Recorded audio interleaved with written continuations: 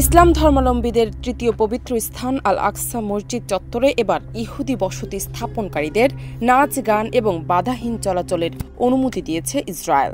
পশ্চিম তীর ও পূর্ব জেরুজালেমে দীর্ঘদিন ধরে চলমান দখলদারিত্ব ও উত্তেজনার মাঝে এই সিদ্ধান্ত নতুন করে উদ্বেগ সৃষ্টি করেছে। ওয়ালটন আবারও মিলিনিয়ার অফারে ওয়ালটন ফ্রিজ কিনে আপনিও হয়ে যেতে পারেন মিলিয়নিয়ার। মিলিনিয়ার ছড়াছড়ি দেশ জুড়ে, এটা শুধু ওয়ালটনই পারে। ইসরায়েল ভিত্তিক সংবাদ মাধ্যম চ্যানেল 7 জানায়, এই প্রথমবারের মতো আল আকসা চত্বরে ইহুদি দর্শনার্থীদের সঙ্গীত পরিবেশন, নৃত্য এবং মুক্তভাবে ঘোরাফেরার অনুমতি দেওয়া হয়েছে। এই সিদ্ধান্ত এসেছে ইসরায়েলের জাতীয় নিরাপত্তা বিষয়ক মন্ত্রী ইতামার বেন গেভিরের প্রণীত নতুন নীতির আওতায়। ইসরায়েলের এই মন্ত্রী বেন গেভি 3 সপ্তাহ আগে কয়েকটি ইহুদি ধর্মীয় সংগঠনের প্রতিনিধি দল তার সঙ্গে বৈঠক করে আল আকসা চত্বরে ইহুদিদের অধিক প্রবেশাধিকার ও ধর্মীয় কার্যক্রমের অনুমতির দাবি জানায়।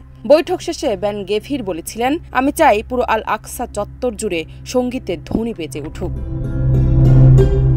চ্যানেল 7 জানায়, ইতোমধ্যে আল আকসা চত্বরের নিরাপত্তার দায়িত্বে থাকা পুলিশ বাহিনীকে এই বিষয়ে নির্দেশনা দেওয়া হয়েছে যেন ইহুদি দর্শনার্থীদের নৃত্য, সঙ্গীত বা চলাচলে কোনো বাধা না দেওয়া হয়। তবে ইসরায়েলের স্বরাষ্ট্র বা জাতীয় নিরাপত্তা মন্ত্রণালয় এখনও আনুষ্ঠানিকভাবে এ বিষয়ে কিছুই জানায়নি।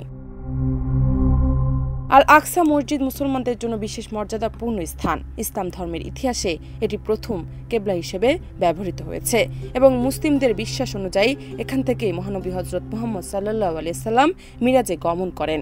এই পবিত্র স্থানটি বর্তমানে ইসরায়েলের দখলে রয়েছে, যদিও আন্তর্জাতিকভাবে পূর্ব জেরুজালেমকে অধিকৃত ভূখণ্ড হিসেবে স্বীকৃতি দেওয়া হয়েছে।